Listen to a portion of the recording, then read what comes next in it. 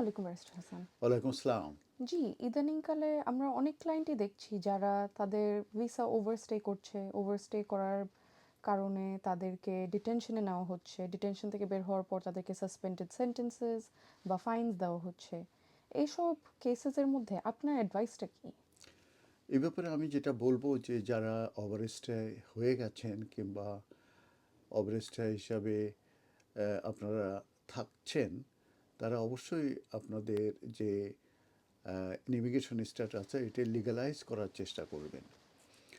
1971-এর যে immigration act আছে সেখানে বলা হয়েছে যে যদি কেউ ইউকেতে ওভারস্টে হিসাবে থাকে, এটা ব্রিচ অফ ইমিগ্রেশন রুলস হবে এবং সেক্ষেত্রে তাদের 6 মান্থ ইমপ্রিজমেন্ট হতে পারে এবং সঙ্গে 500 পাউন্ড তাদের ফাইন হতে পারে। তো এই এই যে ফাইন এবং যে ইমপ্রিজমেন্টের যে প্রভিশন আছে এটা কিন্তু আগে এই যারা ওভারস্টে আছে তাদেরকে ডিটেন করলে সেগুলো তাদের উপরে ইমপ্লিকেশন করা হতো না।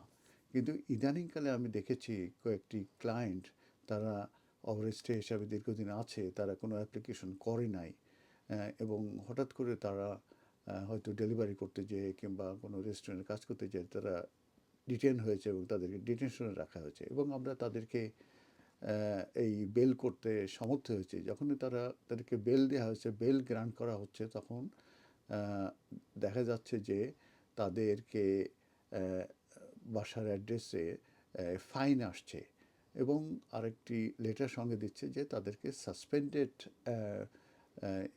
কী বলে সেন্টেন্স দেওয়া হচ্ছে। তো সাসপেন্ডেড সেন্টেন্স এবং ফাইন এটা কিন্তু দিতে পারে, কিন্তু আগে দেওয়া হতো না। কিন্তু এখন যারা ওভারস্টে করবে, আনলফুলি ইউকেতে থাকবে, তারা যদি ডিটেন হয় এবং তাদেরকে যদি তখন কিন্তু তাদেরকে ওই ম্যাজিস্ট্রেট কোর্টে নিয়ে যাওয়া হয় কেন তারা ইমিগ্রেশন রুলস ব্রিচ করেছে এবং সেখানে নিয়ে যাওয়ার পরে ম্যাজিস্ট্রেট কোর্ট থেকে তাদেরকে কিন্তু একটি কনভিকশন দেওয়া হচ্ছে, সেটা হচ্ছে যে তাদেরকে সাসপেন্ডেড সেন্টেন্স দেওয়া হচ্ছে ইমপ্রুভমেন্ট দেওয়ার পরিবর্তে।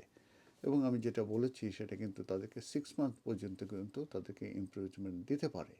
তো যে কারণে যারা ওভারস্টে হয়ে গেছেন কিংবা ওভারস্টে হতে বাধ্য হয়েছেন, তাদেরকে আমরা বলবো যে আপনারা যদি এই এই অবস্থায় এইভাবে থাকেন এবং হঠাৎ করে ডিটেন হলে সেক্ষেত্রে কিন্তু আপনাদেরও কিন্তু এই সাসপেন্ডেড সেন্টেন্স এবং আপনাদেরকে ফাইন দেওয়া হবে। এখন এই যে ফাইন কিংবা সাসপেন্ডেড সেন্টেন্স যদি দেওয়া হয়, তাহলে কিন্তু ভবিষ্যতে যদি আপনারা কোনো অ্যাপ্লিকেশন করেন সেটাতে কিন্তু নেগেটিভলি কিন্তু ইম্প্যাক্ট করতে পারে।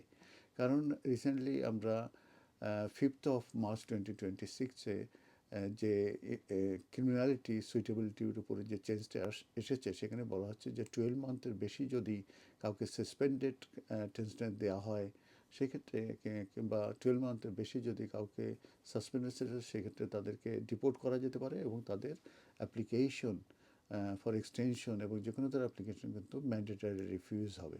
অতএব আপনারা এ ব্যাপারে চেষ্টা করবেন, যারা ওভারস্টে হিসাবে আছেন কিংবা ওভারস্টে হতে বাধ্য হয়েছেন, আপনারা লিগ্যাল অ্যাডভাইস নিয়ে আমাদের যে ইমিগ্রেশন স্ট্যাটাস আছে সেটা আপনারা লিগ্যালাইজ করার চেষ্টা করেন। আমি যে সিনারিতে বলছি যে এক ভদ্রলোক উনি 18 ইয়ার্স ইউকেতে আছে এবং উনি কখনোই কোনো রকমের তার স্ট্যাটাস লিগালাইজ করার চেষ্টা করেন নাই এবং ওনাকে ডিটেনশনে নিয়ে যাওয়ার পরেই কিন্তু ওনাকে সাসপেন্ডেড সেন্টেন্স দিয়েছেন এবং ওনাকে ফাইনও দিয়েছে এবং যখন আমি যখন বেল হওয়ার পরে যখন আসেন তখন আমি ওনাকে বলেছি আপনি ফাইনটা অবশ্যই দিয়ে দেন এবং ওনাকে কিন্তু রিপোর্টিং কন্ডিশনও দিয়ে দিয়েছে এবং এই যে সাসপেন্ডেড সেন্টেন্স এবং তাকে যে ফাইন দেওয়া হয়েছে এটা কিন্তু তার যদি 20 ইয়ার্সের অ্যাপ্লিকেশন করে সেক্ষেত্রে কিন্তু হিউম্যান রাইটস অ্যাপ্লিকেশন করে সেক্ষেত্রে কিন্তু এটা নেগেটিভলি